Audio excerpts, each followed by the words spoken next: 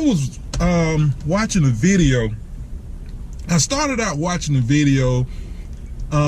It's about the lady that had 2 kids outside of a Dollar General or something, and the black guy started up his pickup truck and the engine raised up naturally, and it scared one of the kids. So then the white lady started calling him the N-word and just kept on, and she threatened to throw coffee on him, called her husband, wanted him to come beat the guy up or whatever.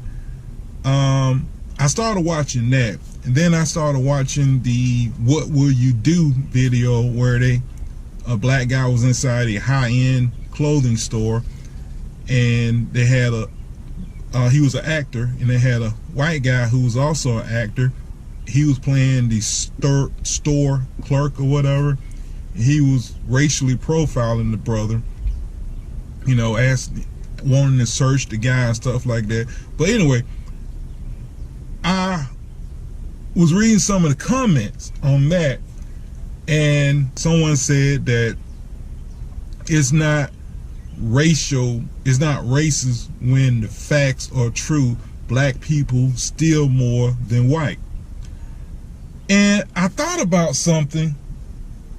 Back when gas prices went up real high, what was it, like 2008 or something like that? Was it 2008? No, I think it was 2004. Yeah, I think it was around 2004, 5, something like that. Gas prices went up real high. And there used to be a time, this is funny, there used to be a time in Atlanta that you could pump gas first in the white neighborhood. You couldn't do it in the black neighborhood, but you could do it in the white neighborhood. I mean, you could go to Cobb County or Decatur or whatever, and you could pump your gas and then go inside and pay. Well, apparently, white people started stealing gas when the gas prices went up, and they even felt justified in saying it on camera that they couldn't afford to buy gas. They couldn't afford it, so they stole gas. And I was just, you know, I'm glad I experienced that for myself, because I learned something, that white people will steal just as much as black people will when they feel the need to. So the reason why more black people may steal than white is because we feel that we have to. Now, of course, white people who have more avenues, more income, will say that it's not necessary, and a lot of times it's not. But like I said, when push comes to shove, white people will steal just as much as black. Yeah, I mean, I'm gonna tell you the truth. If you put more white people in, if you put more white people in the exact same predicament that black people grow up in, they'll probably steal worse.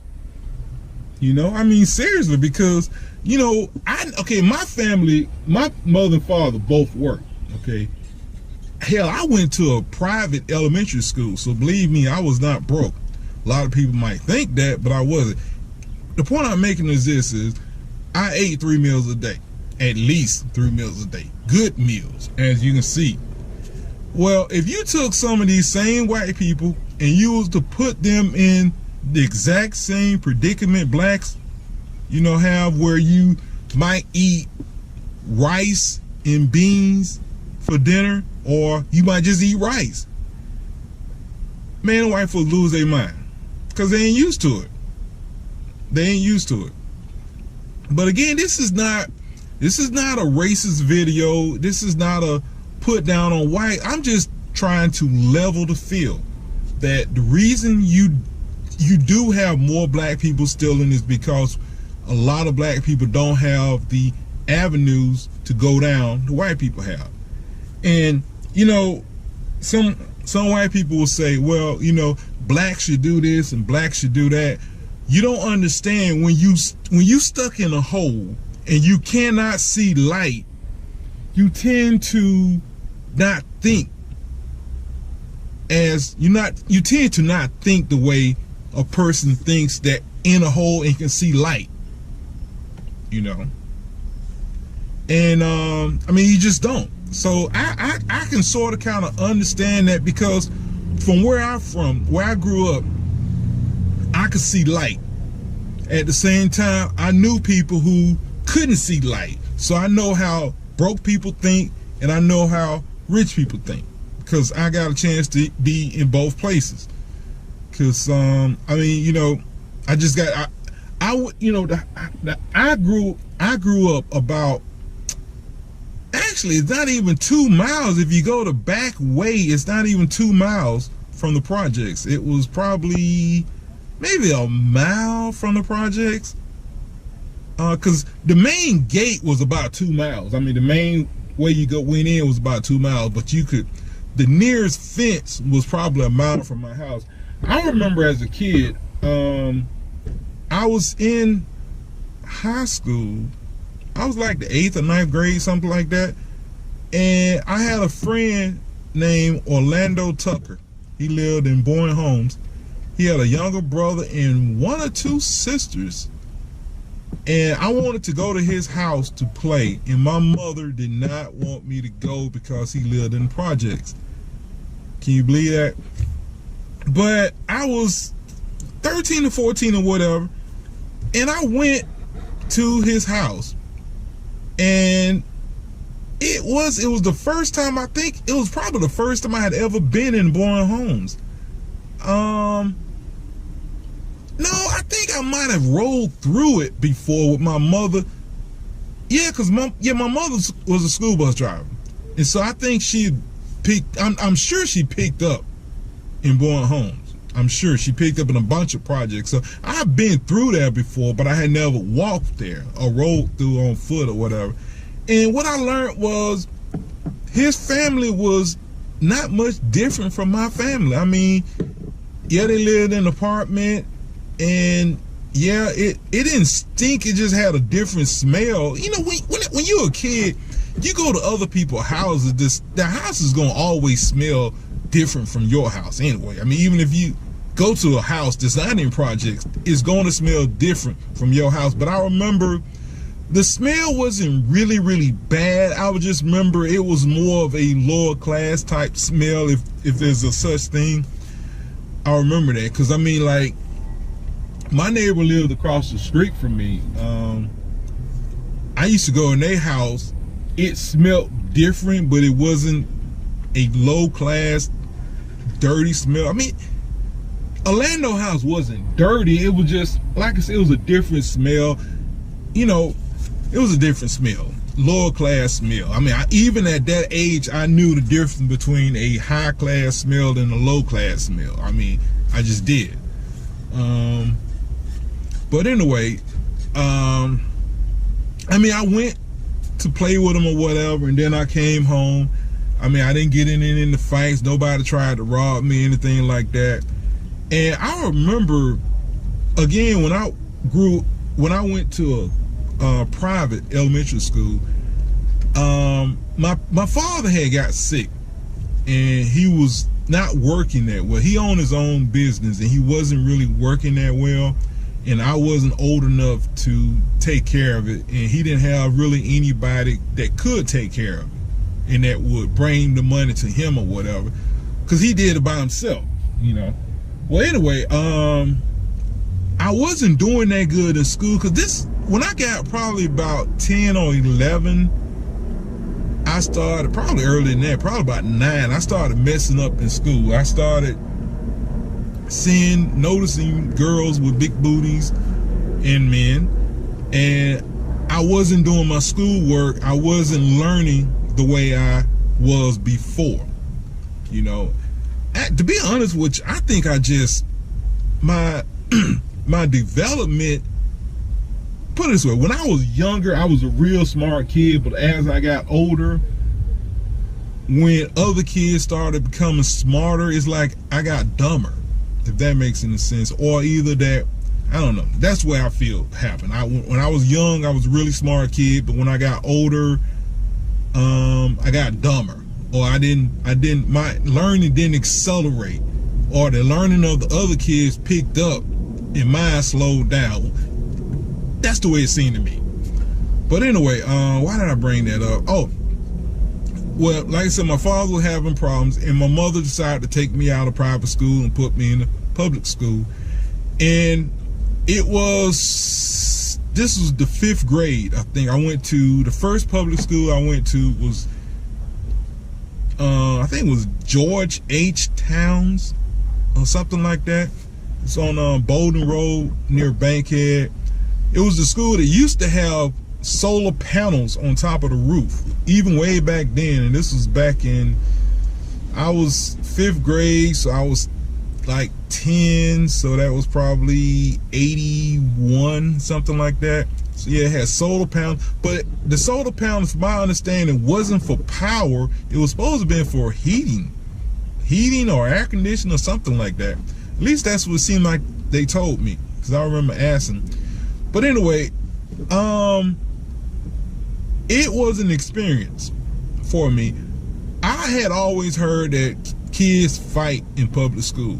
Kids they were very violent or whatever. And they were in some cases, but they really wasn't. And I also found out that kids in public school was just as smart as kids in private school. Just as smart. They were just smarter and a little meaner. And I sort of kind of had my first taste of public school even in private school, because I remember there was a girl who came to a private school and she had come from a public school. And I remember she was very sassy, and she also dressed kind of provocative, you know. But I remember she said something about my mother, and I had never heard anybody talk like that by my mom, and I started crying. I was, I don't know, 3rd or 4th grade, something like that. But so I sort of kind of had my first taste of public school. And damn, this video went jumped a long way, didn't it? But anyway, I should start a new video on going from private to public school. But I mean, I'm pretty much done though. Oh, I was gonna say, the way the kids dress in private school, I knew about maybe Levi's jeans. I might have knew about Lee jeans, Wrangler. I think I heard about Wranglers, but that was about it. When I got to public school, man, oh God, Guess, Jordache, Calvin Klein, Izod, Polo, Coloris. I never heard of none of that stuff. None of that stuff in private school. In private school, nobody cared about your clothes. As long as you didn't stink, nobody cared what you wear. You could wear whatever you wanted to wear. As long as if you had holes in it, they might talk about you, but as long as you was clean, nobody cared. Public school, man, if you didn't wear designer clothes, they talked about you.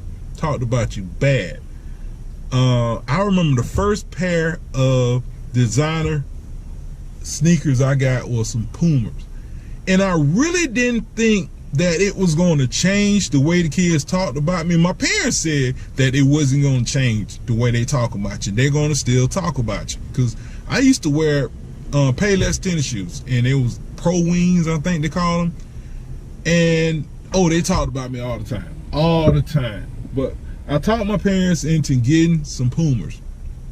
They got me the Pumas, and I went to school the first day, and everybody was like, oh man, Adrian got Pumas. Adrian got Pumas. And believe it or not, they quit talking about it. And honestly, I wanted some Nikes or something like that, but we couldn't find them in my size. Pumas like the first pair. Well, that, and it was the price too. But it actually stopped them from talking about me. I really didn't think it would, but it actually did. Which is the reason why I used to like to give my son some nice tennis shoes to go to school with. Because when you should teach your kids not to be so materialistic, but when you're a kid, you young, you weak, and you're simple-minded, you know? And it helps you to fit in, you know? It helps to fit in. And the thing is, even white people want to fit in, you know? Yeah, white people may not, actually, if you look at white people, a lot of them wear Nike sneakers. You know, they may not be brand new Air Jordan, but they do be Nikes. But getting back to it, it helps your kids fit in, you know. But yeah, I remember if you didn't wear a shirt with some kind of emblem on it, back when I was in elementary school, they talked about you. You know, I bought up Coloris, and a lot of people may have never heard of Coloris. They were usually shirts with a lot of color in them. I remember I couldn't find Izod and Polo and all that in my size, but we found some Coloris, and I really didn't think that, I had never heard of Coloris, but as soon as I came to school with a Coloris shirt, people knew what it was. And even, I don't even think they had a name on them, they just had color, but people knew what they were. I think people did. And I remember my brother had a shirt. He had put a J, he had a J stitch in the shirt, a little small J right there. And I remember I wore that shirt. My brother was older than me, but we was about the same. Hell, my brother had kids that was 2 years older than me. But anyway, that would be a story I should tell you guys about. But anyway, I wore this shirt that had a J on it, and a lot of people asked me what the J stood for, and I didn't tell them it was my brother's name. I just said it's a shirt called James, and they kind of looked at me sideways, but I could get away with that shirt, but they was looking at me. You know, something ain't right about that shirt.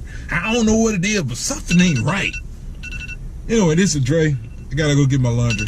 And this video is probably the longest video I've made just talking in a long time. Anyway, this is Dre. I hope y'all enjoyed my video. Bye.